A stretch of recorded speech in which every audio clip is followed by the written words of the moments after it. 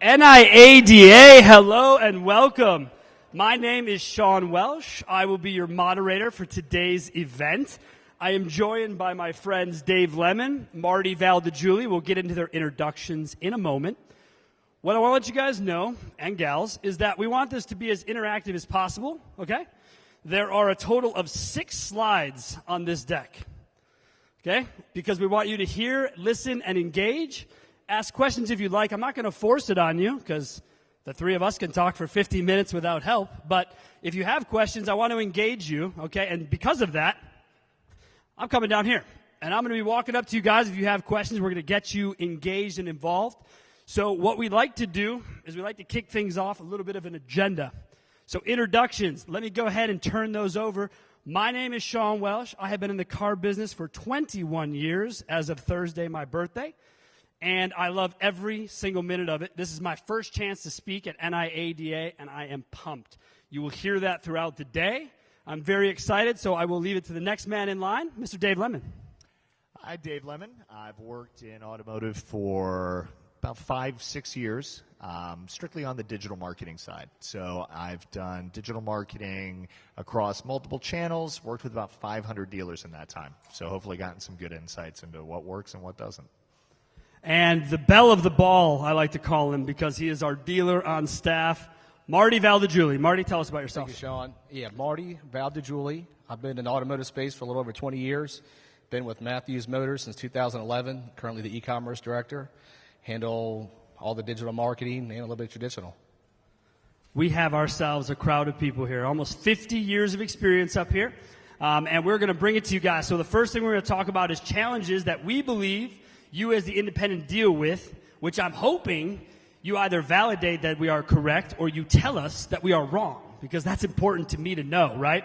If we don't have your challenges, then we don't know what we're doing, and we want to make sure that is not the case. From there, we're going to give you real-world strategies and solutions to those problems as we see it. And finally, from there, measuring results and identifying success metrics. I know this all may sound boring, but I promise you it's going to be a blast, okay? I promise you. The last thing we're going to give you is takeaways, okay? So the takeaway slide is probably the only thing I would tell you to turn your cameras on and record. And I'll give you all a heads up when it's time for that. Everything else is fairly lame, and I put it together so I would know. But when we're done here, after the session's over, right outside the hallway, you're going to find a takeaway that we were able to print up for you guys to take with you. They'll be out right across the hall on a big table out there. So please be sure to catch them. All right? Let's jump into this. So challenges for the independent dealer. The first thing that came up on our list is personnel limitations, something I know Marty is dealing with quite a bit right now. Marty, tell me a little bit about where the struggles are in today's market for you trying to find personnel. We got 3 stores, 2 of them that have service departments. I think we struggle on the sales side, trying to find good, talented sales staff, and trying to find service techs. So, Marty, we talked about it pre-show. One of the things that Marty does, show of hands quickly if you can, and you're willing to say it, of course. How many of you have a BDC or a BDC equivalent in your dealerships? Sweet. Couple of hands. Marty, I want you to tell these fine folks with BDCs and without, what did you tell me right now is working for you on the personnel side before the show?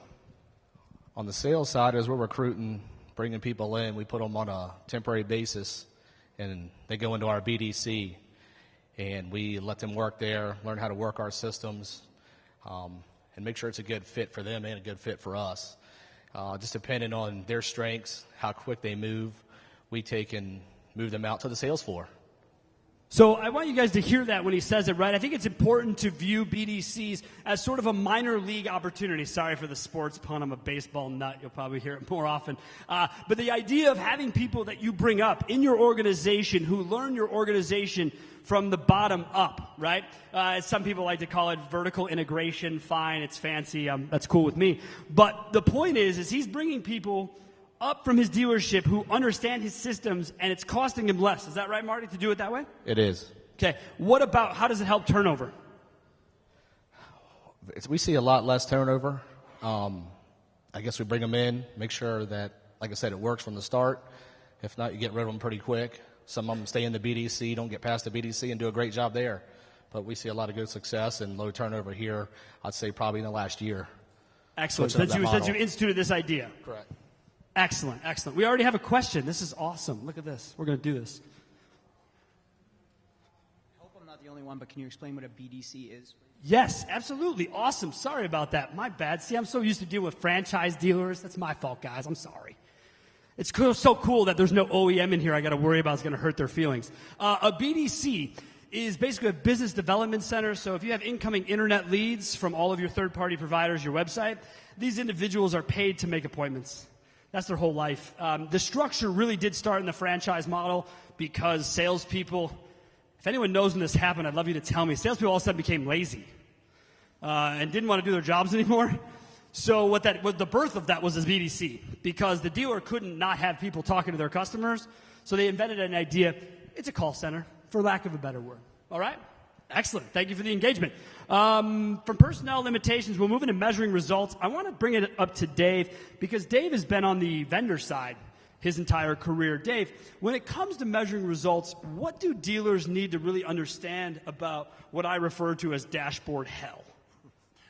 Well, I mean, the biggest problem is for a lot of dealers, period, not just independent dealers, your marketing is just a collection of vendors, right? It's not a single strategy. It's a collection of tools, a collection of services. All of them have their own reporting. All of them are telling you what's important. It's not a question of what actually is important. They're telling you the metrics that you should measure. You have to get a real clear grasp on what you need to be measuring that matters to your store, that's going to matter next month, that's going to matter next year. And you have to be able to navigate your 20 different dashboards, your 5, your 10 different dashboards. So figuring out a system to measure what's important to you and consolidating it into one place is critical to having an actual successful marketing strategy. Because I think, if I'm hearing you correctly, and I think the point here is that the vendors that you have, Auto Trader, Car Gurus, Carfax, I don't care, name them off, they're the ones telling you that they did an excellent job. Is that right? We can all kind of shake our heads at it, like, yeah, that's cool. How does that make any sense, right? Are they going to come to you and say, you know what, man, last month, Cars.com did better? No, they're not going to ever do that. And if you don't use your data at your fingertips, you will be powerless against their want to raise your rates, because I know it's happened to all of you. So these are the kind of things that Dave's dealt with. Marty, when you deal with the idea of measuring results, what happens with you, man? Just really quickly on a dealer side, how difficult is it with you with 3 stores to do that? When you're looking at 20-plus vendors, you're trying to dissect who's bringing in, you can say leads are good, but who's bringing in quality leads? Who's bringing in leads that are going to convert at your store based on your business model? So when you're looking at different numbers, different lead counts, conversions, it's a lot to take on.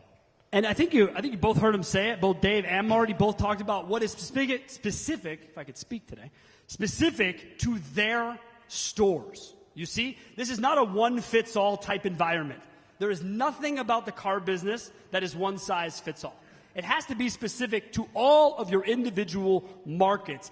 We got Matthews Motors down in the North Carolina region. We're a nationwide company. We see it the same. So we totally get it. Let's move in. Independent dealers, do you struggle with budgets at all? How to spend, where to spend, anybody? It's probably a tough one for people to raise their hand on. I get that.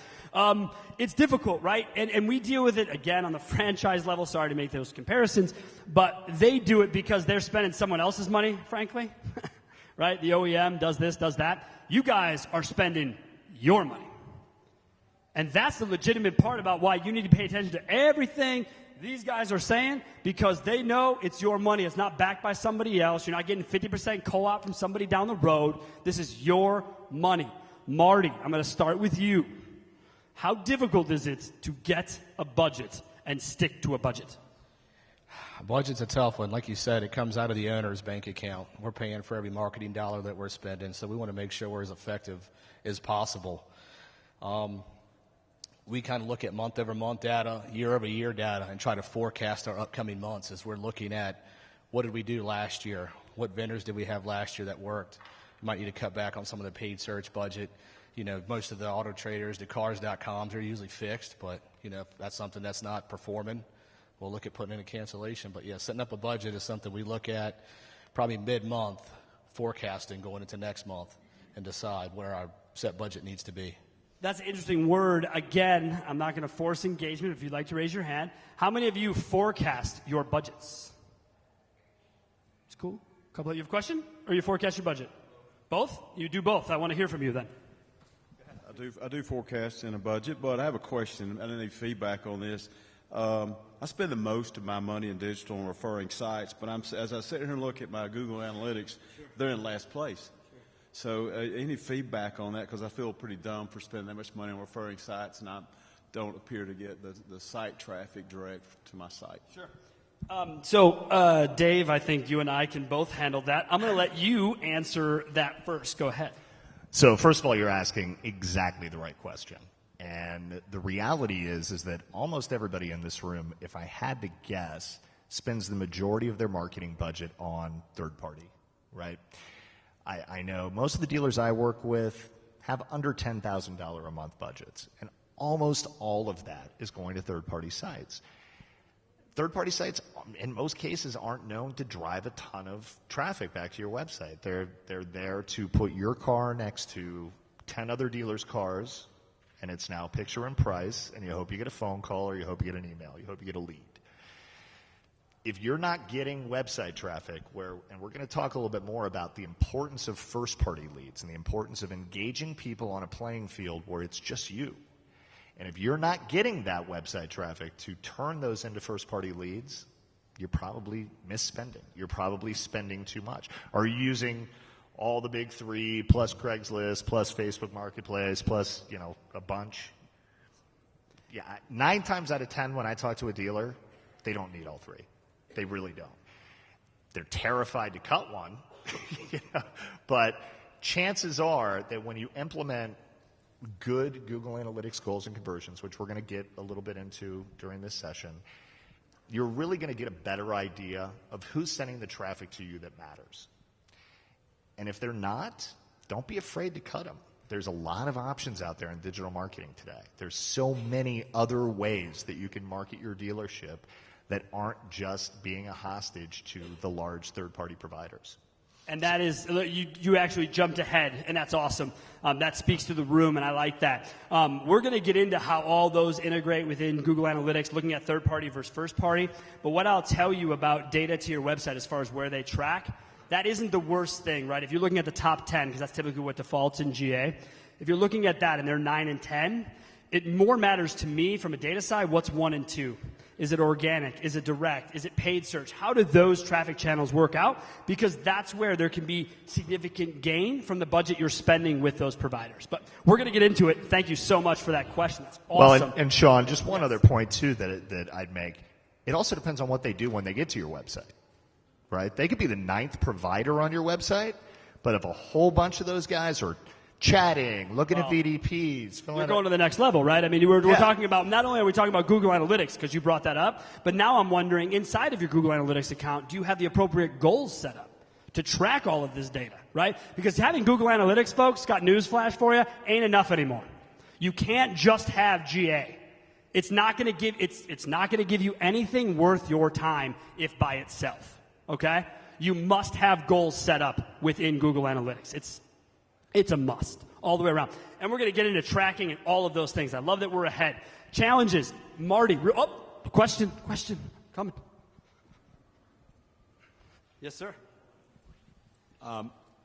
As a buy here, pay here person, what do you do as opposed to what you do for a retail operation? Oh, that's a good one. Anyone ready for that one? I'm ready for that. I'll tell you what I will do. For buy here, pay here, I would make your whole focus your website and in-market people with poor credit. Let's be honest, that's who's coming, right? You can target all of that through Facebook. You can target all of that through Google. You don't need AutoTrader, Cars.com, Car Gurus to bring you people with bad credit. They will find you. Okay, that's a thing. So don't worry about that, right? Anyone in here, buy here, pay here, stop paying the third-party providers tomorrow. I'm dead serious. Invest in yourselves. Invest in regional marketing, not national.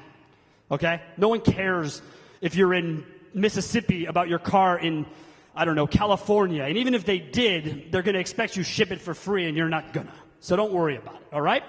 So marketing strategies, let's touch on it real quick because you guys love to talk.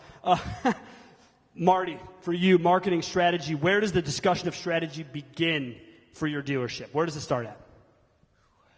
Gosh, it goes back a little ways when we try to put the strategy in place. Yeah. I mean, to put the strategy, we obviously had the brand out there. We decided this is the road we're going to take. I'd say it's probably 6 months ahead. We just got into the digital retail side of things. We started that strategy the first of the year. We just launched it at one of our stores in February. So some of the strategies, depending on what your expectations are 3 to 6 months to put in place and make sure we're brainstorming on processes, making sure we're staffed correctly. Yes, let me get this straight. If I understand him correctly, I like to think that I do. He is not buying a product he expects to work in 30 days. Is that right, Marty? Is that what you said? That's correct. Okay, good. Because he's the dealer, folks. If I say it, you think I'm lying to you. If he says it, you should listen, right? That's how I feel. The thing about Marty is, and I don't know any of you as well as I know him, I can tell you he's probably in the top 1% of this room for the size of his budget versus the room. Would be my guess. This dude does everything, okay? Connected TV, regular TV, radio, right? But that's their brand. That's who they are. You know who they have to compete with right now? Marty, tell them your newest competitor to the Raleigh market. We have Carvana, who has a standalone store there. We got 2 of the top-performing CarMax stores, Drive Time, Auction Direct. Yummy, on top of the Hendrick boys and all the other guys we like to. The Hendrick folks, everyone is there. With. And here's this cat with at least one store in the top 10 stores of the room he's sitting in. It's possible, folks. It doesn't matter who your competition is. It matters if you focus on yourself first and your competitors second. Period. Dave, any 2 cents on marketing strategy? Because I know that you do love the discussion. I do love that discussion. I mean, the biggest thing about marketing strategy is have one that isn't targeting in-market shoppers and only that. And we're going to get a little bit deeper into that. But unfortunately, the marketing strategy for almost every dealer that I go sit down with is I bought 8 tools, they target in-market shoppers, they generate third-party leads, and I hope I sell enough cars. They're not building their brand. They're not using digital marketing to communicate with their post-sale customers, and they're missing a ton of. There should be no beginning and end to a digital marketing strategy. It should start when they're out of market. It should end 3 years after they bought a car from you, and you should have touches all along that way. It's interesting. You guys can't hear it in his voice, but you will throughout the day. He hates the word in-market shopper. He does. He despises him because his point is that everyone who comes to buy a car is in the market to buy a car. When they're in there is none of really our concern. As long as we're continually marketing to them, we will find them. And you should know this about me. 24 months ago, if I was standing up here, I would tell all of you to take your money from Facebook and throw it up in the air and hope you get some back. That's what I would have told you because I thought it was a waste of money. 2 years later, here I am telling you, if you don't spend your money on Facebook, you're missing the boat. Which I know sounds crazy, but know this. I don't work at Facebook. I don't work at a marketing company. I don't really care if you buy it or not. I can tell you the data has changed. The world has changed with regards to digital marketing on that front. So as far as a strategy goes, be sure you know who you want to be before you enter into the market of a strategy. That's what I would say. And third-party providers play into strategy, just not in the way they hope they do. All right, so we talk about creation, implementation. Marty touched on how difficult those can be. All of you know that. Look, a lot of you who are in this room are probably people wearing multiple hats within your organization, right? So you're a desk guy, you're a finance lady, you're all these things. How do you get time to focus on strategies and implementing data, right? Very difficult. But I will tell you this. If you can take a little bit of time, put it on your calendar, it will make a world of difference, all right? Let's talk about the last one here. This is my favorite because I built a company around it, so I'm kind of biased. Vendor support. We have wonderful vendors up front, I can see. Fraser DMS, good people. Here's the thing, guys. Anyone 20 years or more in the business, just throw your hand up in the air so I get an idea. Sweet, couple, awesome. Does anyone remember getting faxed internet leads? Yes? Yeah, cool, right? That was really awesome to get faxed internet leads. Super awesome. Here's the thing about it. Marty, you said pre-show. Faxed internet leads, we both worked them. We know them. You had how many vendors in 1998? 2, maybe 3. 2, maybe 3. Count them on one hand. Marty, you guys ready for this? This setup, I know. It's fun. Marty, how many vendors do you have today? About 20. The guy's got a 200% increase, 2,000% increase. I don't have, something else does the math for me on that. I don't do it on my own. But still, here's the thing, 20 vendors, how is he supposed to keep that straight? Remember, he told you when we started, he has 3 stores. So what he means to tell you is 60. That's what he means to tell you. And that's the crazy thing about it. Marty, what's the hardest thing about dealing with vendors? It's okay. They're in the room. I'm in the room. He's in the room. It's okay.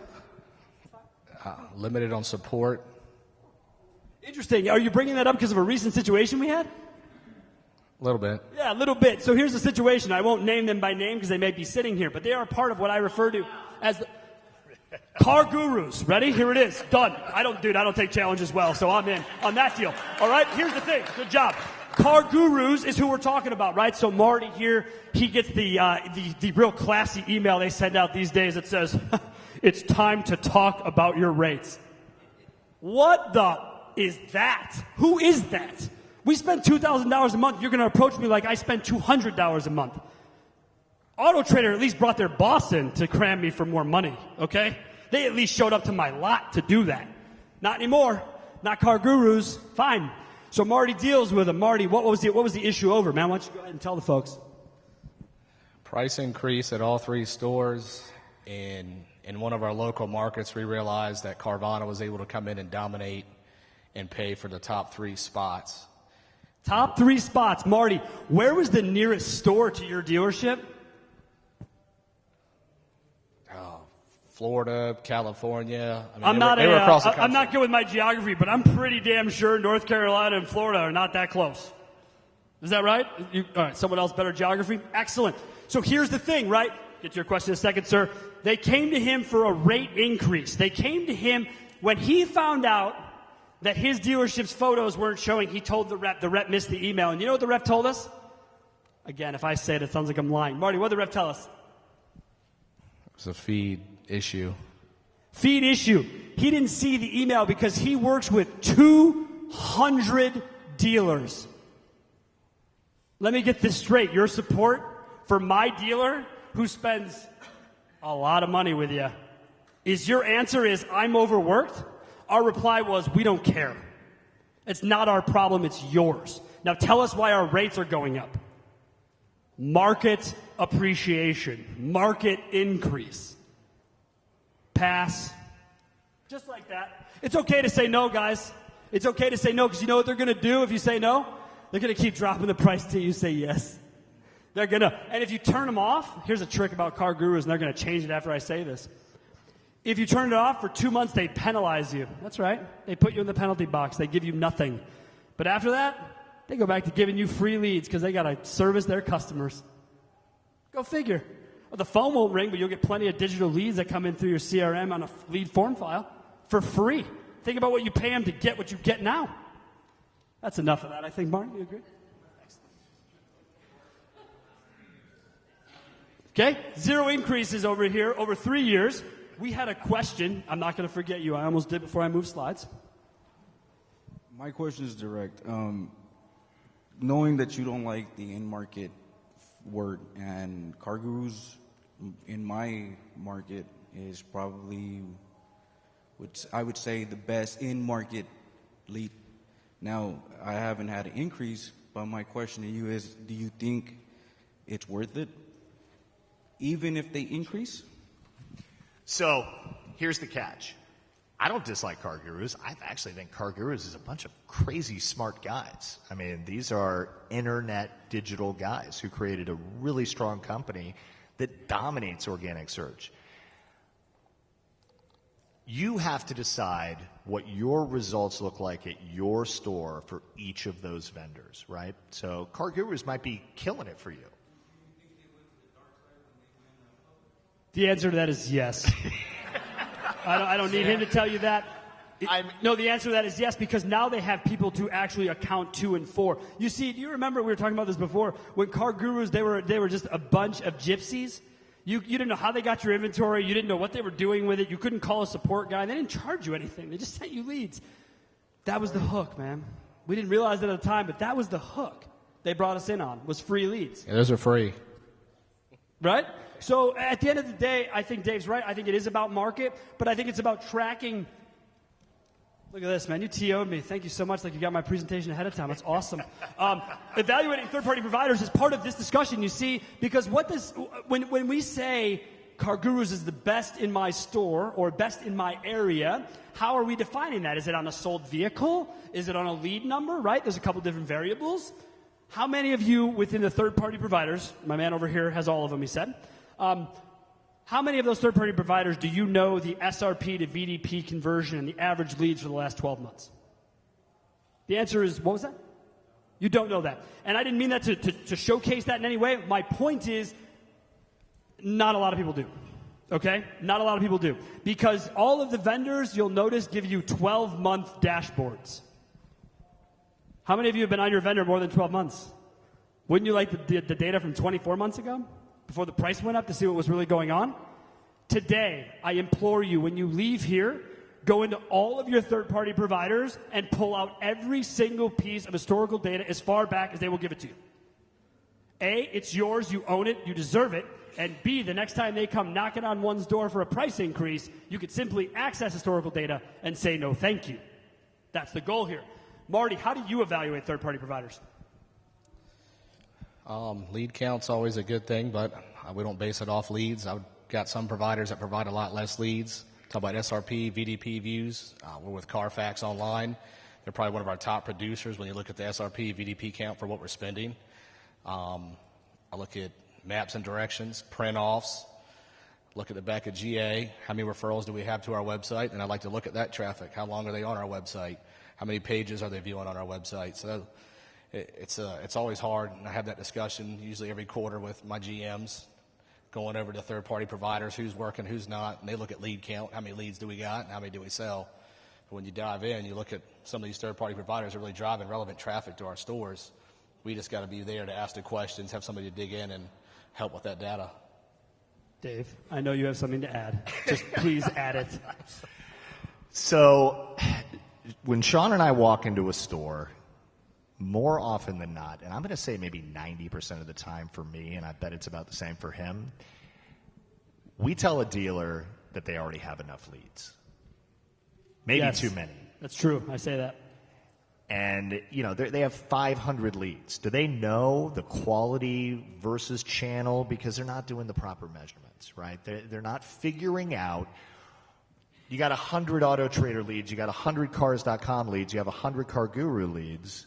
Can you really tell me which one of those performed better? Or are you just going to say this one had more leads this month, so it's killing it? And that's where this all becomes measurement. That's where this all becomes the quality of the shopper that they're putting on your website or they're putting in your inbox, how they're interacting with you, and whether or not at the end of the day it turns into somebody that you can say that you can a legit opportunity that you can sell a car to. And that's way more complicated than just lead count. And it's what Marty's spends a lot of time measuring. I was going to say, that's what he is alluding to. And Marty, one of the bigger things you and I have talked about, by the way, any of you who are a Carfax dealer, as far as you get Carfax reports, if you have not asked them about their listing deal, ask them. It is probably going to be the best per dollar VDP and lead ratio that you will find of any of the big three. I'm going to start targeting at the big four because I think Carfax is a quality-based company, not a quantity-based company. And I think that's what we're talking about on the third-party lead providers. And Dave's point is it's not a volume game anymore, folks, right? It's about getting the specific high-quality opportunity. Marty, that's what you found as well. Yeah, you think about a Carfax customer, if they're really interested in that Carfax report, which was what everybody knows Carfax is, if they're going online looking for that vehicle in Carfax, that's usually a more low-funnel buyer, somebody that's getting to the point to really pull the trigger. Auto Trader, they're searching. Cars.com, they're searching. We just found a lot more quality, less leads, less traffic, but a higher converting customer. And again, quality versus quantity is where we're at. We have a question here as well. Excellent. Let's get to it. Mine's more of a time management question. So as an independent dealer where I'm marketer, accountant, business administrator, everything, how do you find time, or how would you recommend someone finding time to look at all your analytics? If you have 20 vendors, I mean, I have 4 or 5 vendors, finding time to go just to CarGurus to check off leather, navigation, heated seats, alone takes a lot of time on every vehicle. Never mind going to find out the analytics, the VDPs, and everything else. How would you recommend somebody independently finding the time to do these things?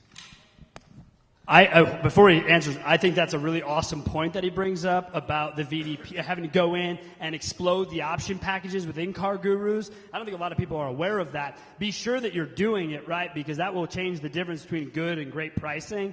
Great point. Thank you so much. Marty, I'll let you answer because Dave and I don't work at dealerships currently. Gentleman has a question on time management. What do you do? It's a struggle to go in the back of every platform and put in all the options and equipment. With Car Gurus, I do the top performing vehicles. Aside from that, everything that I've done, we have vAuto, so we do all the comment options in there, pushes out to our third-party providers. But Car Gurus, I mean, we got 200 cars, 250 cars on Car Gurus. So to touch every car, even if I had 3 or 4 people, I'd say would be a challenge. So I would look at maybe your good deals and hit those cars that people are really looking at. Some more, I don't know what your brands that you carry, but some more your higher end, fast moving stuff. Your Hyundai Sonatas, Kia Rios, I don't think there's but so many options there. But when you get to your Mercedes and BMWs with different trims and options, I would definitely sort that out. And as you get caught up, you get put in that rhythm. And I'm able to break my day down and do different things based on the day, the week, and it is a little time consuming. So, but yeah, I wouldn't recommend trying to do every car on Car Gurus unless you got 3, 4, 5 people to help you out. Wonderful. Sage advice. Sage advice. We have a question in the back. I guess I'm getting the word that I have to start limiting these because I'm running out of time. Unless you guys just want to hang out, I'm cool with that too. But as of right now, that's the deal. When it comes to evaluating third-party lead providers and you're measuring different things, how do you make the decision to finally put a bullet in one that you feel like maybe isn't a good return on investment? Unbelievable question. Unbelievable. Marty, you're the dealer. Why don't you tell this young man how you just shot Car Gurus in the head? Oh, wait, you didn't. He's a little mad at me for that. I try to keep all of our vendors honest. I mean, let's face it, we're independents. We're not catered to like I feel the franchise stores are by the OEMs.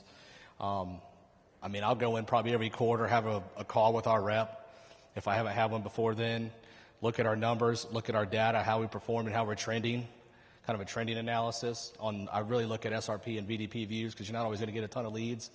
And if we feel that it's not in the right direction, I'll have a one-on-one with them. And if we don't have a good sit down, I'll go ahead and put a cancellation in. And we did the same thing with Car Gurus. They cut our package down tremendously for all 3 stores. And then they actually gave us their enhanced package and their delivery package for half of what they were going to bump the package to, and we're doing it at 1 store right now. But yeah, I just go through a lot of the stuff on the back end. They can hit me with impressions and all that stuff. That's kind of irrelevant from what I want to see and how many leads we got. If we're not converting them and I don't see a lot of activity, we'll go ahead and put the axe down and make that cut. So don't be afraid. It's not working. It's not working. And a shameless plug here. We assist Marty with all of his data and vendors. That is what our company was created for, is to help with that need. So it's a big part of our relationship. And he doesn't have to focus 100% on data because we do. And I do more specifically. So that's a part of what we do on that. Dave, I'd love your opinion on third-party providers, but I've been told I don't have time. So go figure. Do you have something to say, though? I was just going to say that once you get the measurements right, you're not guessing. So the fear is eliminated. Once you have the right measurements in place, it's not going to be what happens if I cancel this vendor. You're going to know. And it's just a question of being courageous enough to do it. So I've already said this, and again, I realize that I am running up against it time-wise. Focus on social media and your website. It is the most local branded opportunity that you have in front of you. I think it's extremely important. Marty, how much has your social media approach changed in the last 24 months? It's a complete 180. We had I'd say hardly any social media presence other than what we were doing in-house. And last month we were getting, 18 calls, 20 calls a store from Facebook? Yeah, it's impressive for the amount of budget. Guys, here's what I would tell you, ladies as well. If Google cost you $5, Facebook cost you 50 cents. Yep. That's the math on it right now. That's the cost of doing business. That's the important part about it. It might even be less to Dave's point. So that's an important part for you to understand and know about your market. Here's the biggest thing. Spend small, okay? Measure, and then if you need to, spend more. The one thing you can't get back is your money once you put it in the slot machine out front. okay? You don't get it back. But if you only put in $1 at a time, you mitigate risk. That's all I'm about. I'm all about mitigating risk. I think you guys take enough as is, and I don't think you need to be taking risk with your budgets or your marketing. I do not believe that is the case. So measuring results, know your history. You've already heard me say it, Marty. How important has that historical data been to our discussions? Huge. I mean, priceless is basically your point. Yeah, Not priceless. a man of many words, but I love my guy Marty here. He's a dealer. He can talk your ear off, but today he's going to take a quiet approach. We have a question over here in the middle. I'm wondering how much value you guys find in geofencing, retargeting, remarketing. Do you put a high value on that compared to some of the third parties? Because I see a lot of people leaving third parties and moving more towards retargeting, remarketing, and geofencing. Excellent question. I think I'm going to let Dave take that Yeah, one. I mean, anybody in this room that's not spending $100 or $200 on Facebook retargeting for your website, leave this room and start, because you're taking shoppers from your website. You're not only identifying that they were on your website, you're identifying what they looked at on your website. And for the next 30 days, they're going to see that car on their Facebook feed. And it's a tiny spend. It's a fractional spend. And you can send them back to your website, or you can generate a lead form that goes right into your CRM. Or you can generate a Facebook Messenger lead. And again, I'm talking about $150, $200, $300 a month. These are not big spends. And that's why the title of this is Spend Less. Because that is quality of lead beyond anything else you're probably seeing right now. So if you're not, start. And that is VDP-specific retargeting, folks. I want to point that out. Mainly what your vendors will do for you is your basic retargeting, which means anyone who visits your site, and most of them won't put buckets on them, you see? So what I mean by a bucket is, say you submit a lead on my website. I don't want to remarket you, right? Because job done. Lazy-ass people, they keep remarketing you for life. Wasting your money. Now people go, oh, but it's only 8 cents. Hey, dude, 8 cents stacks up if you do your job wrong for 1,000 times. Right? So we got to be careful that we're talking VDP-specific retargeting. I will give you my 2 cents on geofencing. Save your money. Okay? Sorry, geofence fans in the world. I've never seen the value. I've had multiple clients on the both independent and franchise run huge offers for geofencing their competitors. 1,000 off the best price. Okay? Guaranteed, come to the store. The owner's number was on there. He got one call in 100 days in Chicago. Sorry, I don't need much more proof than that it doesn't work. I know it's a flashy marketing discussion, but that's all that it is, you see? You guys don't need to worry about that. You need to worry about remarketing and retargeting people who looked at your VINs and didn't submit a lead or call your dealerships. That's what you need to be doing. Marty, what's the top KPI? Oh, question? Middle question. We're going to get there. The event's going to throw me out for all these. I have a quick answer for you. You can reproduce the build information rather than walking around your car, but that's available out there. There's 22 manufacturers that shares the build information, and you take that information, just put it right on the site, and you're done, or you can put the original window sticker there. My question is, today people search about 9 or 10 sites, I believe, before they actually make a decision to act or send an email. So do you really need 20 third-party sites or 15 third-party sites? You just stay out there on 6 or 7 because they're going to come to you anyways. They never stop at one site.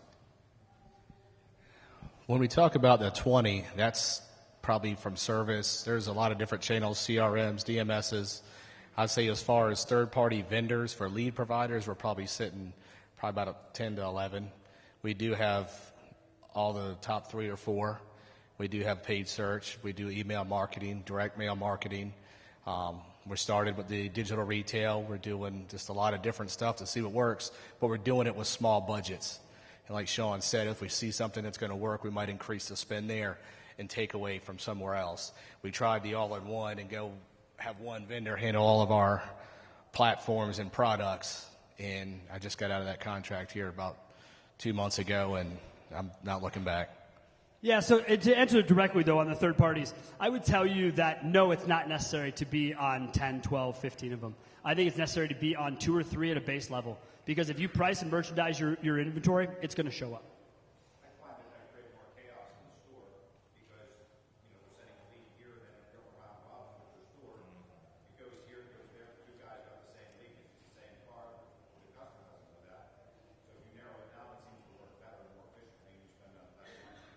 It does. Hopefully, you, depending on your CRM, it'll catch that customer, lead that, keep that lead from being duplicated, and reassign it. We don't see a ton of overlap, but every store is different. Every market's different. You got to think about your inventory, who you're trying to hit. We got one store primarily that we're partnering with a lot of them because we have a lot of different brands, a little bit more higher end inventory. So yeah, think about the inventory that you guys have, who you want to hit. I wouldn't say get in with everybody, but for the price points of what we've negotiated, it's working for us. There is a line in the sand where you start to lose money on your investment, okay? That happens. All these package upgrades, all these different levels, there is a point where that doesn't make sense. Second question from the back. So we've talked about Facebook, but not really much about Google. Google, when you go into debt, meta tags, web crawlers, it can be very efficient organically. Now, who's, in your expertise, pretty much ranked up, and we're talking about as far as, let's just call it $1,000 marketing budget, Facebook or Google at this moment? So, great question, Dave. For an independent dealer, I'm not a giant paid search fan. I'm just really not. It's a big spend with questionable results. But I will tell you, is everybody in this room putting their specials and dealing with their Google My Business? Is there anybody not doing that? Because if you're not, it's free. It's a great question. Does everyone in here own their Google My Business page? Yes? If you look at its data, it produces more clicks to your website, more phone calls than your website, and probably more maps and directions views than your website. Right, Dave? Yep. And if you do paid search, I actually just did a little research into this. If you do paid search and you buy your own name, you supplant your Google My Business result and knock it down the page. And that is the most user-friendly thing that you can possibly find on Google. And it's probably not going to be free forever either. That's for sure. They're going to start charging everyone for it. Right? So, paid search is tricky. There's so many people in the space, right? If you're trying to buy keywords, I mean, what are you going to buy? Specific model keywords, specific, make keywords, specific vehicle type keywords. It's you. It's every franchise store. It's every other independent. So now you're in this bidding war. And again, the difference is Facebook, you're going to spend 20, 30 cents a click. Google, you're going to spend $2 or $3 a click. If you can build out your organic presence, which is a lot of vendor choice, right? A lot of that is going to be making sure that you have a good website that's, listed correctly everywhere and all of those things. And a lot of those are free. To make sure that you have some organic results, you're better off than the paid search, in my opinion. I don't put my independent dealers on big paid search budgets. I think it's a big spend that a lot of franchise stores throw a lot of money away, and I don't want to see independents doing it right after them. I agree to that. Oh, man, Dave, you brought up the questions. I love it. I'm going to get to all of you. NIADA, I know. Got it, 2 minutes. I'm probably alone on this, but certainly want to see hands. If you're a Car Gurus dealer, I check it every day. And if I see my car fell from a good deal to a fair deal, I cut the price. Because otherwise I'm going to be on the 500th page. Do you guys do that? See a bunch of hands. Anyways, hands change based on Car Gurus pricing? Yes, okay. How many don't? Okay, you don't? You don't change for that? You stick to your market, you stick to your price. I think the old saying is ask for every seat regardless of price, right? That's how it goes. So I've been given the 2 minutes. My gosh, you guys are going to hear the quick version of all of this. Website success metrics, I already talked about them. I'll talk about them one more time. Goals in Google Analytics, folks. You're looking for goals. That's calls, VDP views, website form submissions, chat if you have it, and maps and directions. That is all. Anyone selling you need 25 data points in GA is trying to confuse you and scare you. What's that? Trade tool? This isn't that difficult, I promise you. It is simpler than that. But you must have these goals to make any sense of any of the money these gentlemen are talking about up front. Fair to say. Absolutely. I mean, knowing how many people came to your website, what the bounce rate was, and how much time they spent there, doesn't really tell you that much. It's a cool number. What they did when they were there, the behavior they exhibited, is what makes the difference between a quality shopper and a click. And everybody's heard how great clicks are from every vendor they have. Clicks are clicks, man. You need quality shoppers that are engaged with your product. We've already beat this one kind of dead, so I'll quickly go over it. Budget awareness. Folks, have awareness of your budgets. Know what you are spending and what your return is. Do your best, and I know this is going to come off as difficult, do your best to not dictate a sold vehicle in CRM to the advertising dollar amount and say it worked because it sold me cars. Vendors don't sell cars. You all in this room is who sells cars, okay? Vendors stole our inventory 20 years ago and then sold it back to us. That's what happened. So you guys sell cars, not vendors. Don't look for that magic bullet about, well, if I spend money here, did it get me a car deal? It's got to be a collective. You've got to look at the whole picture. So, as I told you, this is the time. If you have cell phone cameras, if you want to run video, we're going to get to one last question at NIADA. I promise. It's almost over. These are your people, right? They have questions. So, we know there's Google and we know there's Facebook, and Facebook has changed their analytics a lot where money we spent in the past has not gone as far in reach that we do now. What's the future? What site should we be looking at, paying more attention to? We're looking more of what we've seen in the past, but in order for us to get an edge, where should we be looking? Sure. You're going to hear people tell you Snapchat. I'm not sold. Too expensive. We literally had that conversation earlier today, and I'm not sold on Snapchat. Right now, I mean, you're right. Facebook is arguably peaked, but it's not getting ready to decline either. So there is no next big platform that I see right now on the immediate horizon. I mean, if you want to throw a little bit of money at Bing and Yahoo, it's pretty cheap. If you want to, try some display network retargeting on Google, you can do a lot of the same things as Facebook.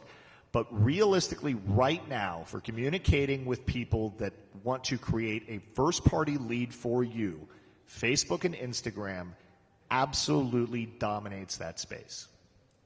And I don't see them going anywhere. Asked and answered. Thank you much, David, for that. We have our last question. I have been really told to knock it off, so I'm going to. But this is the last time.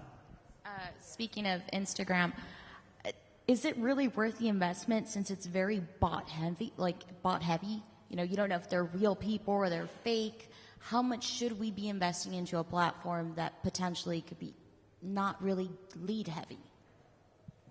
Not lead heavy, Dave. That's a big discussion. I know that we all talk about the job here. We talked about it earlier. The job of all of the vendors is to create leads for the dealership. That is a great note to go out on. Dave, what are you going to say? And I'm not going to let Marty off the hook, even though he wants to be quiet.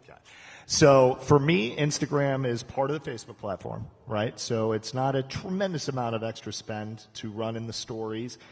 I work with some guys out of Austin that used to work at Facebook. Now they run a Facebook agency. And I will tell you that those guys have told me as directly and clearly as possible that their absolute best engagement, and by that I don't mean lead forms, I mean traffic to the website from a click and how it behaves, comes from Instagram stories. There we are. Marty, what are you going to leave us on with that? How do you view the Facebook and Insta of the world? I think they both perform very well for our stores. We see a lot of good traffic from our service ads that we're running on Facebook, and then also the traffic that's coming from Instagram. So it depends on who's handling your ads, your creative, how are they getting in front of those customers. I pay attention to that. But I'd say on Instagram, from the numbers we're looking at, I think our service campaigns perform a little bit better.